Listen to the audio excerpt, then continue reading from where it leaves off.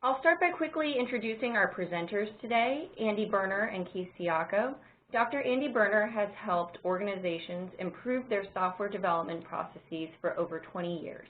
He has hands-on experience with almost every role in software development.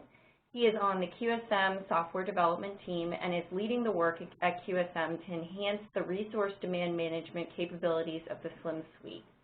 He has spoken at numerous conferences on software tools and methods, often with an emphasis on how to make sure that tools serve the team rather than the other way around. He has a PhD in mathematics from the University of Wisconsin-Madison and has 7 U.S. patents. As Vice President of Sales, Keith Siacco has more than 26 years of experience working in sales and customer service, with 18 of those years spent at QSM. Keith's primary responsibilities include managing business development, existing client relations, customer retention, and response. Keith has developed and directed the implementation of the existing sales process within QSM and has played a leading role in increasing the size of QSM's customer base. So without further delay, I'll let Andy get started. Thanks very much, Elizabeth. This is Andy Berner. Our agenda today will first talk about some key issues in making sure that your project proposals are feasible and how to include top-down resource demand management to get some credible input for resource capacity planning. Then Keith and I will be able to show you some live demonstrations of how the SLIM tools will help you deal with these issues early in the proposal process. And as Elizabeth said, we'll leave time for questions at the end, and I hope that you have lots of questions for us that we'll be able to answer. So let's begin. The enterprises that you're all involved with have a tough juggling act when it comes to deciding on what projects to do. A CIO survey from IBM a couple of years ago showed that coming out of the recession, businesses were refocusing on innovation, and the demand for new projects was way up. But on the other hand, you have to deal with the cost cutting that was done early in the recession and try to build those innovative projects with as few resources as possible. So you have to really juggle which projects provide the most value, but balance that with the resources that you have and what resources you need to get. So you have to really carefully judge each proposal. Of course, you want to be sure that the proposal is going to bring value to the organization, but you won't achieve that value if the plan is not feasible. You have to ask some hard questions early in the proposal process to make sure that you have a feasible proposal. What will it cost? How long will it take? And very importantly, do we have the skilled resources available when we need them? You'll also have to look at what level of risk the project can absorb. So let's look a bit more at each of these questions, and then Keith and I will demonstrate to you how SLIM tools can provide the inputs you need to negotiate a feasible proposal. Usually when you present a proposal, the sponsors will have an idea of what they want to spend. It's pretty common, I'm sure you've all heard something like, you can do it in 8 months for $1 million, right? We've all had the experience where we know that that's not right, and that what's actually feasible may be a lot more. But if we say that, we'll probably get a response something like, we'll just motivate the team and get them to stretch and get it done. It's really hard to push back on this without evidence. Looking at history provides the best evidence you can. While every project's unique, there are trends that appear that you can use to weigh the desired constraints against what history says is feasible. It's one thing to stretch the team a bit, but when the constraints are too far out of line with history, you get into what we call the impossible zone. That's when nobody, anytime, anywhere has done a project of that magnitude under those constraints. You really want to recognize early if you're being pushed into the impossible zone and do something about it. But it's not enough to just be a naysayer. You have to be able to negotiate alternatives and adjust the proposal and plan so that you have a reasonable solution that still provides the value and is acceptable to the business. Keith will show you how the SLIM tools can help you do that negotiation. But even when you get a reasonable cost and schedule that everybody agrees to, that's still not enough to ensure that you actually have a feasible plan. You have to know you'll have the skilled resources you need available when you're going to need them. You'll need resource demand numbers that are credible and anticipate what you'll need throughout the project. You have to be sure you can match that demand to available staff. It does no good to plan a project if you're not going to have people who can actually build the project when you say. And this is important at two levels. For an individual project, you need to know what team you're going to need from the available resource pools, but you also need to be able to roll that demand up across your entire portfolio to do the capacity management you need so that you have the right skill mixes in those resource pools in the first place. SLIM provides top-down resource demand management to give you those estimates and let you use that demand with your resource management and portfolio management tools. What do I mean by top-down resource demand management? Top-down resource demand lets you determine the team that you need in advance, allowing you to adjust the individual task assignments to the available team as the project progresses. Sometimes people try to estimate the resource demand for a project by guessing at resources needed for individual tasks in a work breakdown structure, then rolling all that up to see what they think they need for the team as a whole. But that really isn't very effective for some fundamental reasons. The more detail about a project you try to anticipate, the more the specifics of that particular project matter, and you can't anticipate those specifics in advance. Besides the detailed task changing based on specifics of the individual project, even if you have a template set of tasks, some tasks you plan for will turn to take out longer than you first guessed, and some will turn out to be a little easier, and they'll take shorter. The individual details you guess in advance are always wrong, and this is expected. The project management tools that you use have strong capabilities to deal with those changes as the project progresses. You can do automatic rescheduling based on dependencies and critical paths. You can do resource leveling that adjusts the tasks to the available team. You can effectively make the adjustments as the project progresses, but it's not an effective way to estimate resource needs in advance. In contrast, top-down resource demand planning looks at the shape of the project as a whole. While the detailed tasks vary considerably from project to project, the overall shape of projects tends to be much more predictable. Mathematics and research into the shape of projects is based on what's called the Putnam-Norton-Rayleigh curves. And Putnam, by the way, refers to Larry Putnam Sr., who's the founder of QSM and the SLIM methodology.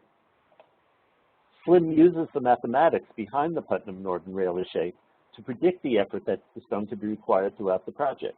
You get the predicted team demand first, and you use your resource planning tools to match that to your available resources and to roll it up across the portfolio for capacity planning. As an individual project progresses, you can use your project management tool to adjust the specific tasks to the available team. That's the essence of top-down resource demand management. So we've talked about three of the key feasibility questions: cost, schedule, and resources. But you also need to consider project risk. Different projects can absorb different levels of risk in the proposed plan. Instead of saying simply, this project will take 10 months, you really need much more nuance than that. Something like, based on history, it's 50% likely this project may take 10 months, but if this project has to be much more certain, let's plan for 13 months where there's a much greater chance that we'll make it. But if we want to be able to take more risk, there's a 30% chance we could even get it done in 8 months. What's feasible for a particular project depends on the risk that project can absorb, and so you want to know how risky your choices are. So we've highlighted these 4 key issues to determine the feasibility of a proposal. Let me turn this over to Keith Siako, and he'll show you how the SLIM tools answer these questions and help you get from proposal to project and get your resource demand early. Keith? Okay, thanks, Andy. I'm going to go ahead and share my desktop here.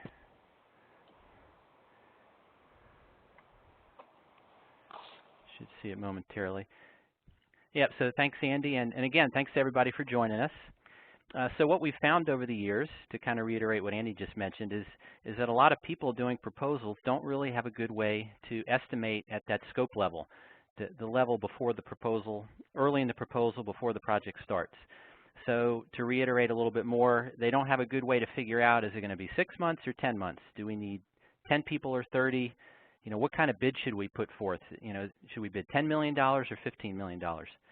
So these folks end up committing to project goals that don't really work. So at QSM, what we've done is we've developed some really nice ways to help solve those types of problems. We have a web-based solution and we have a desktop solution. The web-based solution is called Slim Web Services, and the desktop is called the Slim Suite of Tools. So I thought I'd start just with web services to help show, how we would support a proposal very early in the process. So what we're looking at here is Slim Web Services, and we have a project list, and this could be all of your portfolio of proposal estimates, or it could be your portfolio of completed projects that you've already done proposals for, won the business, and completed. We have 5 main services that support the proposal process. The feasibility service is a very early estimate for the proposal when we don't have a lot of information. The estimation service is for detailed estimating. The closeout service is where we record historical data from projects that have been completed so that we can help calibrate and support proposals in the future. The benchmark service is for process improvement analysis. So we want to look at our whole portfolio of projects and do return on investment analysis, see if we're improving or where we need to improve. And the portfolio service is, again, looking at the whole portfolio of projects, but maybe honing in on things like resource expenditures over time, performance issues over time, things like that. So 5 main services make up this solution. I'm going to start with feasibility to show how we would support a proposal very early in the process. So I would go to New Project, and I'd click Feasibility. And you can see the Feasibility Wizard come up. So 3 or 4 main steps to get this going. First thing I would do is I'd put in my project name. I'm going to call it Keith's Proposal. Then I would select a template that represents the type of proposal that I'm getting ready to begin. I can use QSM defaults that are built in, or I can pick and choose from projects similar to what I've done in the past. For this example, I'll go ahead and use the QSM defaults. First thing that's going to happen is it's going to ask me some questions, questions that you'd want to know to support a proposal. I'm going to put in the start date. Then I'm going to go ahead and tell the feasibility portion here, how many months do I have available to get this done? So this might be dictated to me from the RFP, or it might be something that I'm trying to do as an internal goal as well. So if I go ahead and put something in here like 15 months, the next thing I'm going to do is put in a size estimate, and it can be very high level. We call this t-shirt sizing. So I'm going to actually go ahead and determine whether I think this is a very small project, big, small, medium, medium, large, very large. Now this can be calibrated to my own historical data, or I can solely rely on the QSM database. So QSM has one of the largest industry databases of its kind of completed projects. QSM's been around for over 35 years, and we've been doing research for all of those years, and we keep this database current. So every year we're bringing in new information. The tools and solutions will stay current. So when you're doing a proposal, you're going to be using the most recent information. So I'm going to go ahead and determine whether this project is big, small, or medium based on my experience. Then I'm going to go ahead and put in a budget goal. Now again, this can be dictated from the client, or it can be something that I'm trying to shoot for. Now, if I want to, I can put in my own particular goals here in effort, or I can go ahead and put in a cost constraint, or I can put in a total team size. So if I know that I'm restricted to a certain number of people, I can take that angle as well. So those basically, just those 3 or 4 things, I'm going to go ahead and enter those in. I'm going to hit next, and it's going to run an estimate for me. And it's going to tell me whether the estimate for that proposal is risky or not, whether it's something that I can count on. So if I look to the top here, you can see that I've got a little arrow showing me that this particular estimate for this particular proposal is somewhere in the middle. It's between conservative and risky, so it's a little bit on the risky side. If you look at the 2 columns, the desired outcome was what I was hoping for. So I want to start in October, and I know that the relative size of the work that I'm going to be doing. And I was hoping for a 15-month schedule with 50,000 person hours of effort, team size of 19 people, and average staff of 19 people, and then I was going to bid about $5 million for this particular proposal. What Slim is coming back and telling me, the Slim model, which is built into web services, it's telling me that I should allow for a little bit longer schedule a little bit more effort, and I should bid a little bit higher. Probably go with a smaller team size. So instead of 19 people, go with about 15 people. So you see what we're doing here. We're actually generating a high-level estimate for the proposal, and based on all that industry data that QSM has, it's coming back and telling me that I should probably rethink my proposal numbers. Now, if I look to my right, I've got some charts here that actually show me visually, my estimate in yellow compared to what QSM is recommending based on the SLIM model. So basically, we're recommending a smaller team size and to bid a little bit higher, allow a little bit more time on the project. So this would be my first shot at the initial estimate for the proposal. Now, if I wanted to, I could stay in web services and actually do some additional detailed analysis. But what I'm going to do is I'm going to hop over to the desktop application, which is called SLIM, the SLIM suite. And I'm going to show you a few more examples of how we might support the proposal process early on and also as we get a little bit deeper. So what we're looking at here is actually SLIM Estimate. And we're looking at some views that SLIM Estimate provides to communicate the estimates for the proposals. I'm going to actually go to the Tools menu here, and I'm actually going to start with the SLIM Data Manager, which is also part of the SLIM suite, because I want to show you some of the information that is very helpful to supporting a proposal process. What we'd like to do, if we can, is get a little bit of history pulled together. So here I've got a number of projects in my database, and what you can see here on the Basic Information tab is the basic information we like to gather. And this is really all we need to help ourselves here be a little bit more successful. We want to capture, if we can, a little bit of sizing information from a project that's been completed. If we can, we want to get the schedule and effort numbers, at least on the main build, if we can. So functional size, duration, and effort, once we have those key measures, we can calculate what we call a PI, or a productivity index. So this productivity index is going to become very important in our estimating process and our proposal process. It gives us a baseline and shows whether we're competitive, right? And it's also going to affect the cost and schedule estimates that we come up with. So once we know functional size, duration, and effort, SLIM's going to calculate this PI.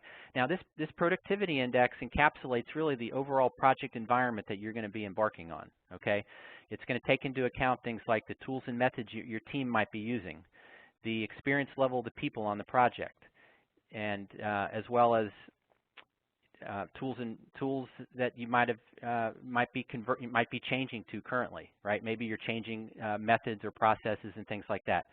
So the PI is going to reflect all of the above. It also is going to reflect the complexity of the software that you're working on. So this is a pretty important measure, and it's part of supporting the proposal process. The higher this measure, the better. Okay, so keep that in mind as we move forward here. So I just wanted to give you kind of a snapshot of the historical data we like to capture if we can. Now I know that we can't always capture historical data for proposals. A lot of the work that we might be doing is new, but that's okay. If we can get some historical data, we will, and if we don't have any, then we'll rely a little bit more on the QSM industry database. So I'm going to go back to the estimating tool, SLIM Estimate. So what we'd like to do is bring that historical data into SLIM to help us with our proposal. So those are the projects we just saw. Now they're in SLIM Estimate. And now we want to make a decision. How do we want to approach this estimate for this particular proposal? And that's going to be determined by the type of information that you have available. So the first example we'll take a look at is somewhat detailed. What we'll do is we'll put in the start date of the project. And of course this can change. We're going to tell SLIM how we plan on allocating our resources at a high level. You can see from the view here, you can kind of see in this example, this is a waterfall type of process, but this can be configured to Agile and RUP and whatever type of software design process that you're working in, fully configurable. The other information we put in, which is very important, is sizing information if we can get it. Now in this example, I'm using implementation units, but this can be configured. So, I can use function points, I can use features, I can use very high-level information like use cases, things like that. So if I click on this button, you can kind of see we can go more detailed if we want. How many screens, how many reports, how many interfaces. We can stay high-level like I showed in that feasibility service, right, in the web-based solution. Is it big, small, or medium? So I can T-shirt size it, and here I'm relying on the QSM database. But remember now, I can also calibrate this to my own historical data. So if I had a little bit of history in that data manager, I can define big, small, and medium more specifically to my project environment.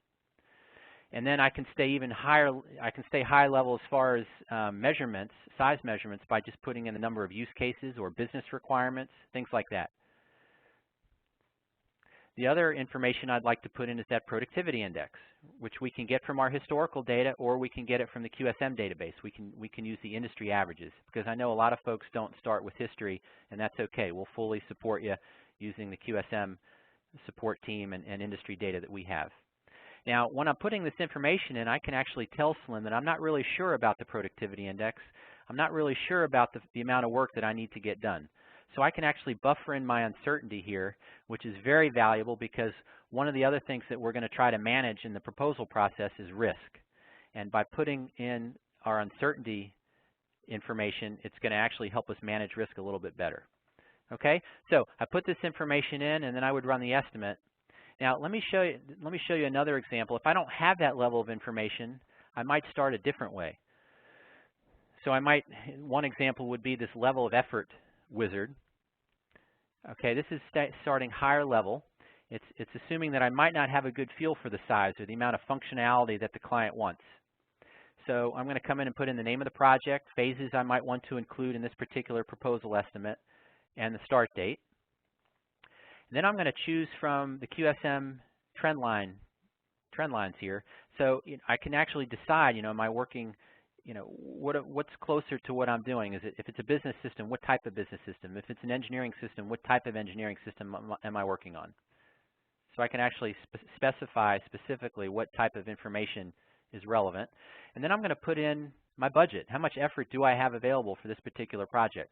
So what's going to happen here is Slim's going to take the actual effort and productivity index, and it's going to figure out for you how much work you can get done in a certain amount of time at a certain budget. So here we're assuming we don't know the functional size, or we don't have a good handle on it. So as you can see, we can approach this from different angles, and that's one of the big benefits here, because early in the proposal process, we usually don't have a lot of information. And if I don't know the budget number here for effort, I can actually specify a team size. So if I know that I'm restricted to 25 to 30 people, or I have 5 to 10 people, I can actually specify my team size here. Then I'll hit next, and it's going to ask me for that productivity index, which we can get from our historical database, or we can get from the QSM database. And then finish. Slim will run the estimate, brings me here to this analysis area, where I can actually negotiate the estimate, and also I can use this as a really good communication vehicle for my project team or my proposal team. Because usually we're sitting around with a group of people and we're trying to make a decision. Should we go with a shorter schedule? Should we go with a bigger team size? How much money should we bid? All that is right at my fingertips now. By just putting those 3 or 4 bits of information in, it generates all of this information in these views to my left. Right, I've got this Navigator here. Each of these views describes the estimate that I've just run. It brings me initially to this first view where I've got the staffing profile. I've got a little summary of my estimate here. Right, it's telling me 17 months at $4.5 million. Now, as soon as I ran that estimate, it logged into what we call a solution log. When I click on that particular estimate, now here I've got 4 or 5 estimates, so I might have a team of people trying to make decisions. So, Jim, John, and Mary might like this one, but I like this bid. I'd like to go with this estimate for my proposal. So we're all talking and trying to figure out, what's the best solution for our team. So when I click on this estimate that I like, it's going to update all the views for that particular estimate, so I can negotiate it and communicate it with my team, okay, or if I need to negotiate with the client. And again, I've got the summary here. It's telling me 12 months at $3 million. Now, I was hoping for 11 months, but Slim is telling me here, I've got this little risk assessment, telling me that I only have about a 33% chance of getting done in 11 months, much more likely that I'm going to hit 12 months. Okay, that's important. 12 months, $3 million with about 30 people. Okay, so that's my first high-level estimate for the proposal.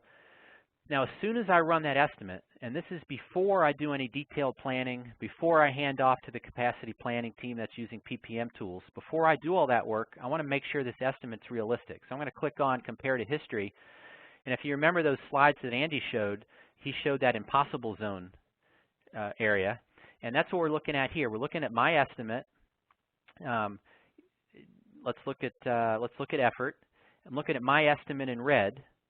And I'm seeing right off the bat if that estimate is consistent with industry. That's what the trend line represents, the QSM industry database. And then these gray data points that you see, are from that data manager I showed you. These would be hypothetically your projects, proposals that you've done in the past, proposals for projects that you've completed. So as soon as I run that estimate, I can see if it's reasonable. So if someone's trying to get me to commit to an estimate way down here, that's that impossible zone. And I can tell you, from doing this for a long time, a lot of people sign up to the impossible zone, and then they either lose money on the project or they have an unhappy customer. Okay, so what we want to try to do, we want to uncover early what's possible and what's not in the whole process. Now, I benchmark the estimate for the proposal. I see if it's reasonable, and I want to analyze risk. Like Andy mentioned in his slides, that risk is huge. We want to manage it on the proposal so we don't lose money and we don't lose face with the customer later. So this would be an example. I'm hoping for 15 months. I'm comfortable there. But I'm getting pressure either from internally or externally to get this project to propose quicker, a 10 or 11 month schedule. And right off the bat, I can see that, I only have about a 10 to 20% chance of achieving that schedule. So that's a red flag right there. I want to make sure that I'm in my comfort zone so that everybody's going to be happy in the end. So I want to be able to negotiate with the customer now for a schedule that's feasible. So those are some examples of some high-level information. Now what SLIM also will do is it will break that information out into detail for us. So because we want to be able to work closely with the capacity planning teams, right, that are going to carry the detailed plans through. So what SLIM is going to do, it's going to take that high-level estimate, it's going to break it down into more detail. So in this example, I'm looking at a breakout of the number of people by skill by month. And you can see the different skill sets, skills or roles. Here we've got configuration management, support, documentation, testing, programming, etc. We can see the chart, how everything breaks out, number of people, this is staffing, by skill. I can toggle to a report to get all those numbers. So as you see here, I've got each month, and then I've got the roles or skills at the top. So configuration, support, QA, testing, etc. And then how many people I'm going to need each month to carry out this proposal. Now, if I'm looking at this chart here and it's telling me, the number of people, and I notice that, it's telling me I'm going to need to ramp up to 7 or 8 programmers, and I know I only have 4 or 5 on my team, that's a rather red flag. So I might go back and actually do some what if analysis and actually take a look at some different alternatives. So, obviously I don't have enough programmers to fit this bill. So what if I extend the schedule a little bit? What's that going to happen to my overall proposal estimate? Now, what it's going to do, it's going to drop the team size a little bit, extend the schedule, give me a little more breathing room. So now when I go back to the detailed views, I can see how that affects the overall program at the detail level. And I can see now that I've gotten my number of programmers down to something I can work with. So that might be a good planning scenario there for us, because I want to make sure that I don't overschedule a team size that I don't have. Now, what I've kind of showed you so far is estimating and planning at the project level.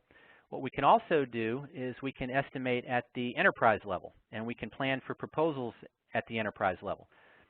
So if I go to the Tools menu here, I'm going to open up what we call SLIM Master Plan. And I'm just waiting for it to open. It's opening now. What Master Plan does is it lets us aggregate all of our program estimates together in a global view. Now in this example here, I've got the monthly Gantt chart.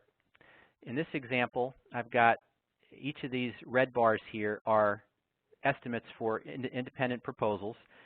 They could be releases to the same program, or they can be totally independent of one another.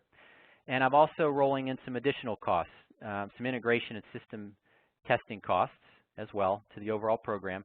Now, if I right-click on one of these estimate files, I can actually run SLIM Estimate right here, and I can go back in time and actually see what the breakout was in detail. How many people I needed, how many people or how much effort by skill by month. If I close that, I can go back to my enterprise view and see overall, what does this program look like overall? What's my cash flow plan going to be like at an enterprise level or a portfolio level? Things like that. Now, in addition to that, I might want to see that skill breakout over across the whole enterprise. right? So not only seeing it at each release or each project or just one proposal at a time, I might want to see how that all breaks out at the enterprise level. So what I would do in that case is I would go to Tools and I would go to Skill Aggregator. And what it's going to do now, it's going to run all that analysis for all of those releases pulled together. And it's going to give me the effort by skill by month at a portfolio level. And as you can see, it breaks everything out in a chart for me. I can see the effort. I can see each skill or role category. And then if I go to the Data tab here, I can actually see all the numbers broken out in detail. So here are all the skills or roles by month, and here's the effort numbers, and I've got it totaled at the bottom. So project level and enterprise level, we want to be in the whole way. We want to fully support the proposal process. Now I'm going to hand off back to Andy, and he's going to show you how we can use this detailed information to help support the capacity planning teams and how we can integrate with the PPM tool space.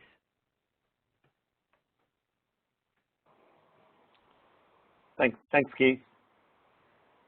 Absolutely. In a second, let me share my desktop. There we go.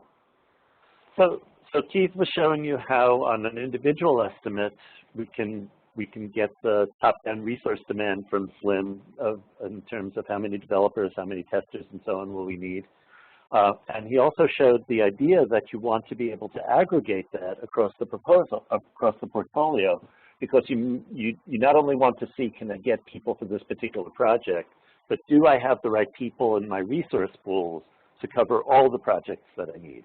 And many of you are probably maybe using some sophisticated resource planning tools for that. There are a lot of different ways that people track their resource capacity and compare their capacity to the demand. And I'm showing, for example, a project and portfolio management tool called from Computer Associates, Clarity, which just was renamed actually. I have an old version. It was just renamed to CAPPM. And in Clarity, there are a lot of sophisticated capabilities, and you may be using other tools such as PlanView or Initas or HPPPM. There are quite a few of resource capacity planning tools around.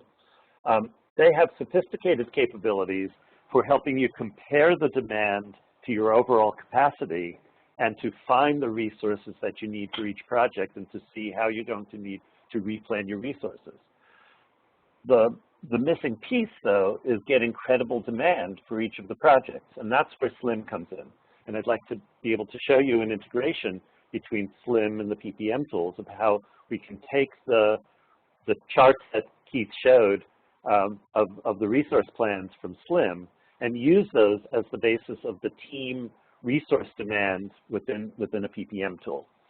So for our sample, we're looking at a collection of portfolio of projects, and there's a new proposal that we'll look at called claims management that you know, as I said in my talk, they'd like to be done. I don't know. I hope you can see I know the detail's pretty small, but they'd like it to be done in 6 months for $1 million. Right? And they hope to get a $4 million benefit, a pretty high ROI, starting in October of next year. So this is the kind of information, of course, that's part of the proposal process in our resource planning process.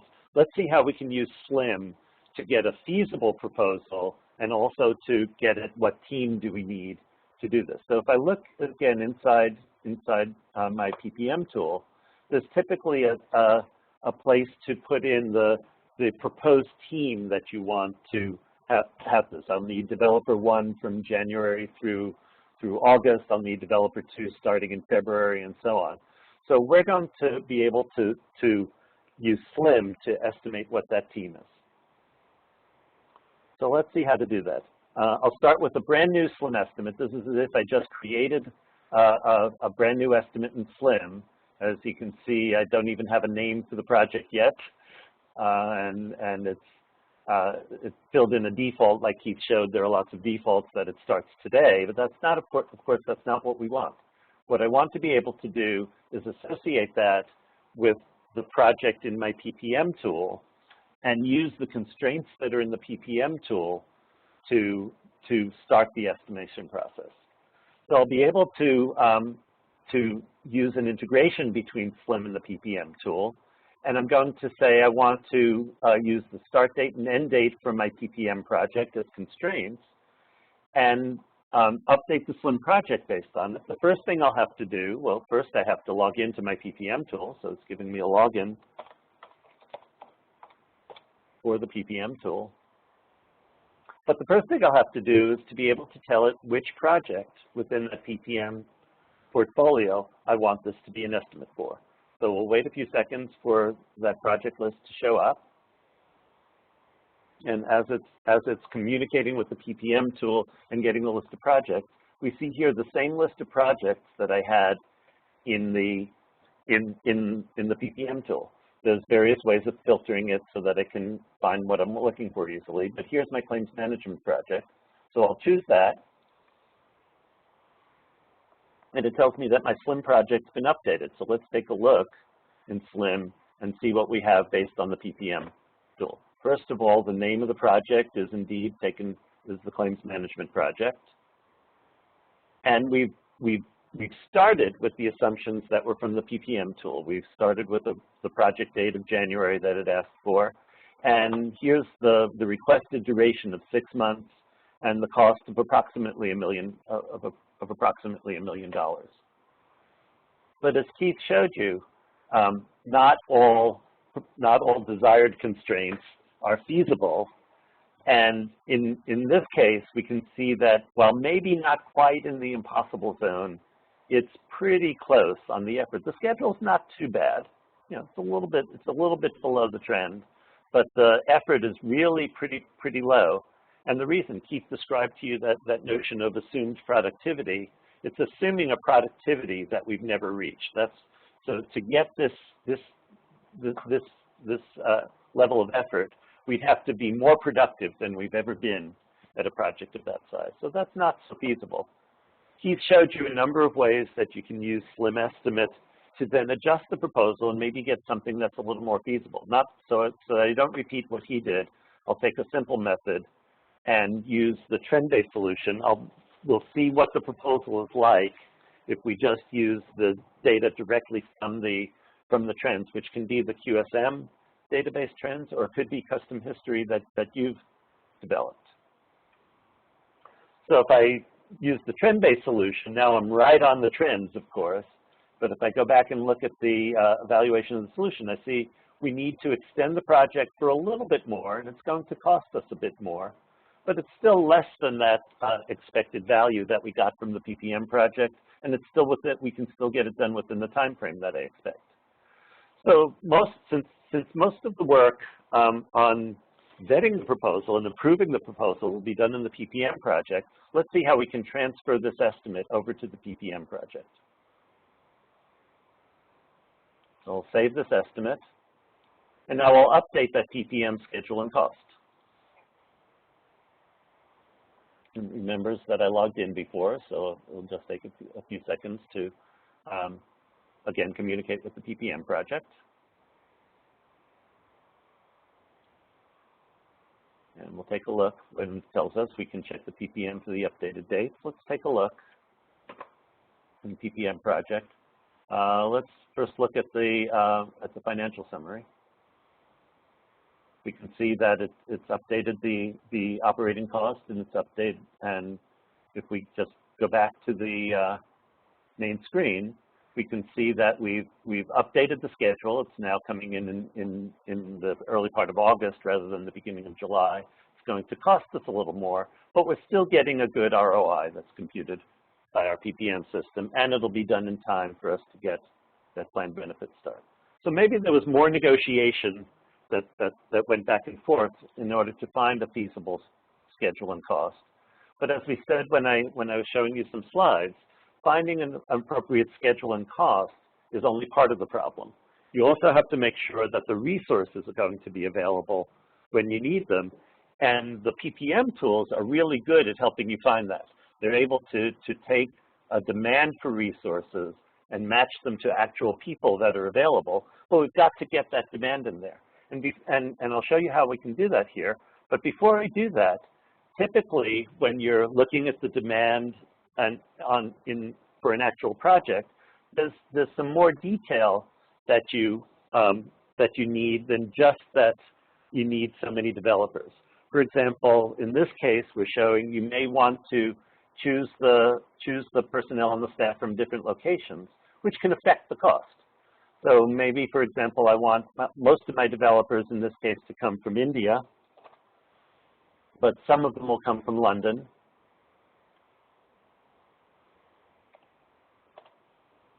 And maybe for the project managers, I'll split that between India and London, 50-50.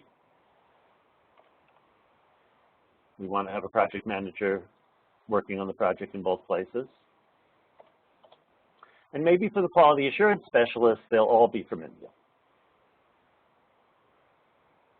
And so if I make those choices about my resource location, and there may be other characteristics that you want to use to refine the resources. For example, you may talk about what skills those developers need. Some need to be Java business programmers, some need to be web developers, some need to be database specialists. Or there may be a level of expertise. You may want to be able to say that we want to staff this with some junior programmers and some senior programmers.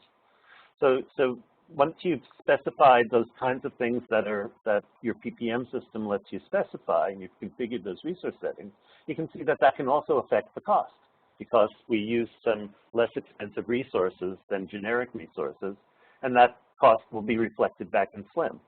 And then I can add those resources to the PPM project. So I'm going to choose that, and SLIM's going to compute the top-down resource demand factored through the additional characteristics that you provided, and it's going to put those resources into the PPM system.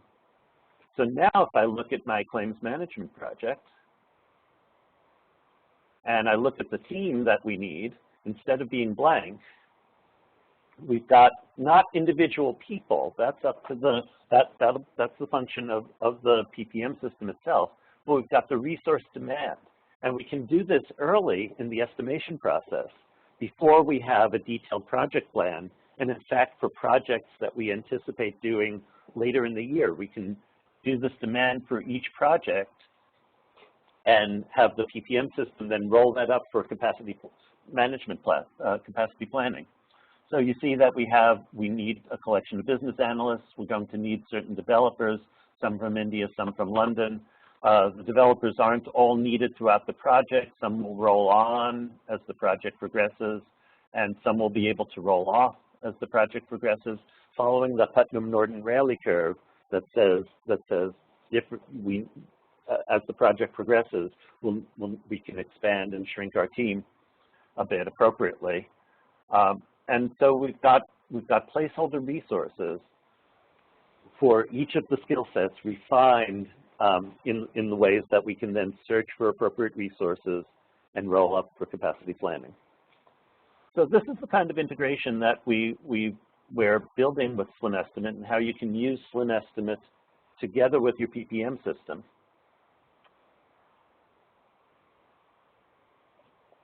I'm pleased to announce something today. That integration that I just showed you is based on a framework that we've built within SLIM Estimate.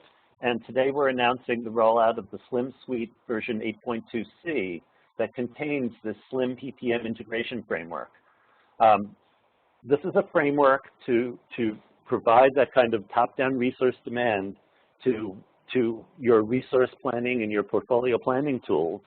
And it can be adapted to adjust to your individual PPM system. So we're releasing this framework in a new release of the SLIM Suite today. And we'd be very pleased to work with you on how you would like to apply that in your environment to particular PPM systems. And in particular, we do want your help with that. This is the first release of the SLIM PPM integration framework, and it includes the functionality that I showed about being able to compute resources and refine the resources based on available data from the PPM system. But we know that there's more uses that you'll be able to find between the SLIM suite of tools and your PPM system. We believe that SLIM and project and portfolio management go hand in hand, throughout the whole life cycle of a project, not just for feasibility. And so we'd like your help and become integration design partners with us. If you're interested in this, we're trying to put together a team of customers and prospects who are interested in how SLIM and portfolio management and resource management tools can work together.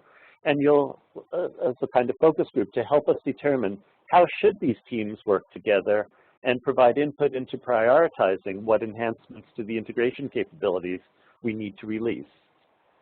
If you'd like to participate in this, to request to become a design partner, please send an email to Keith. His email is there, keith_siako@qsm.com, and include PPM design partner somewhere in the subject so that Keith can recognize that that's what you're interested in, and we'll get back to you with information on how you can help us push forward this capability.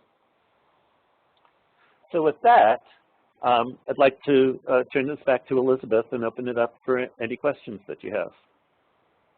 Elizabeth? Thanks, Andy.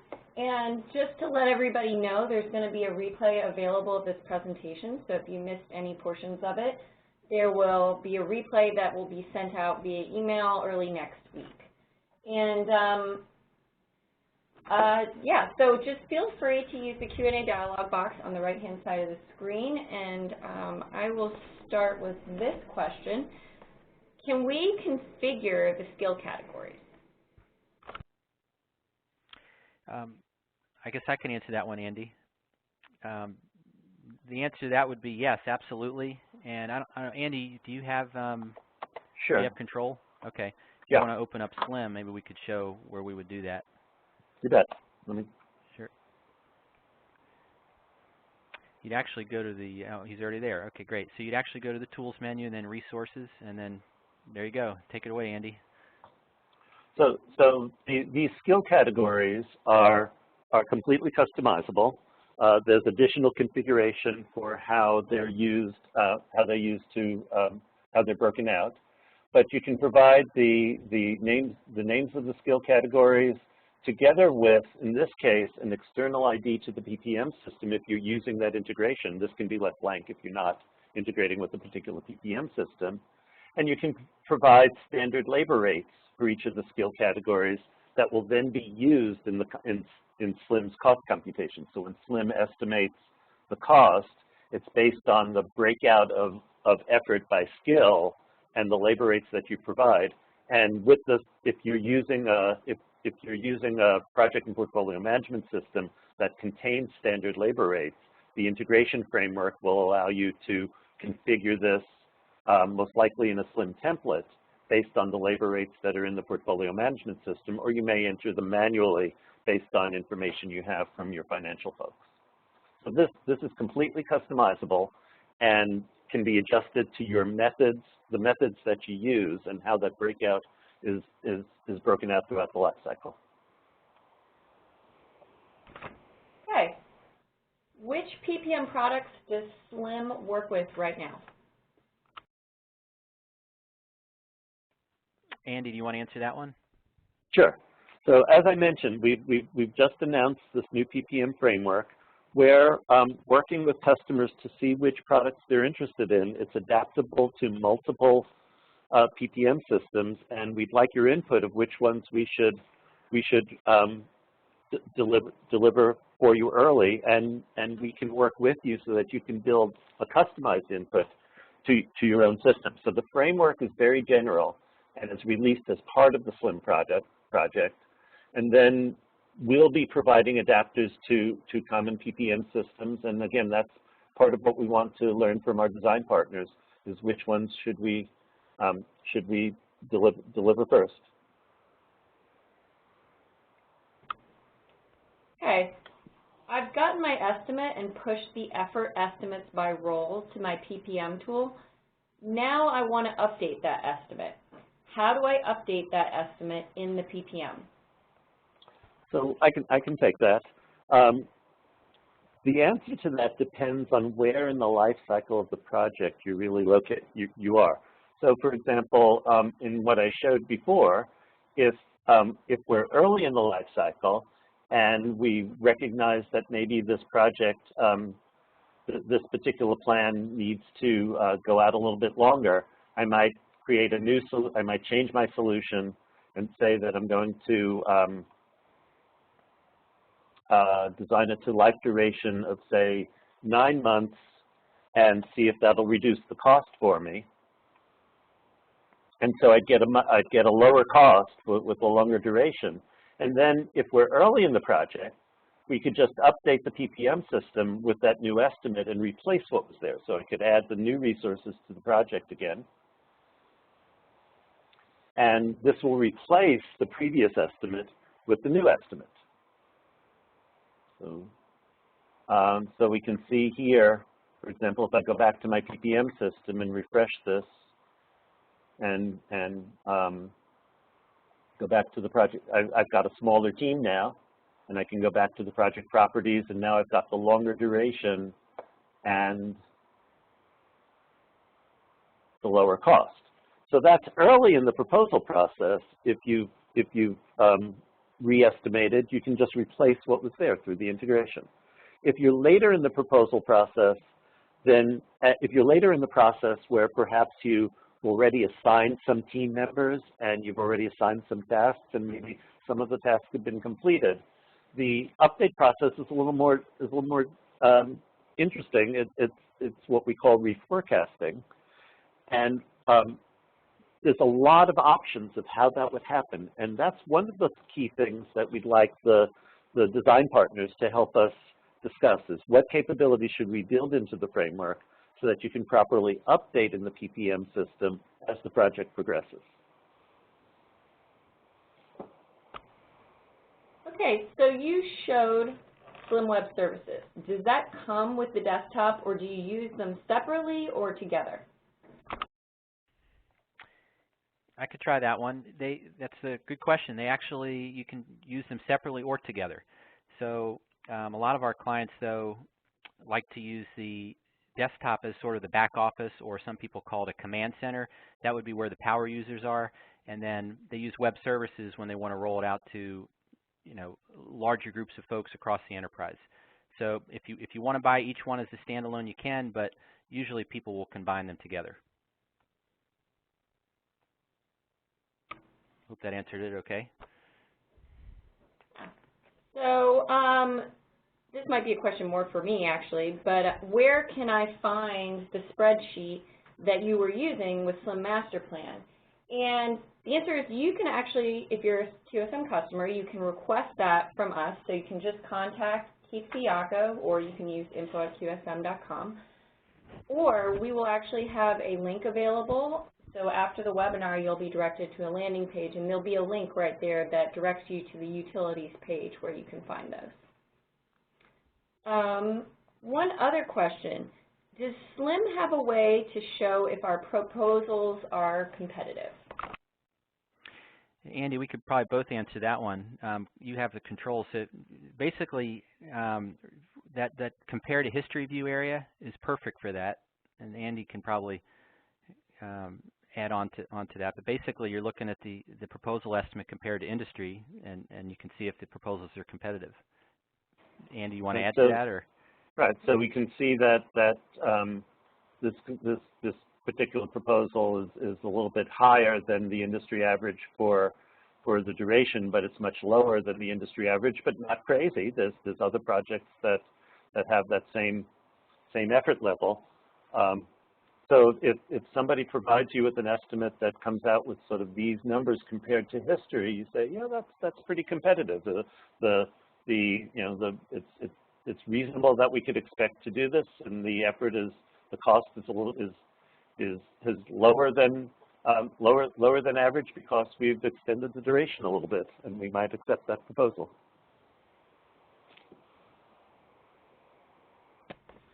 Okay, so unless we have any more last-minute questions, I think we'll wrap up now. And I'd like to thank everybody for attending, and thank you, Andy and Keith, for presenting a great webinar.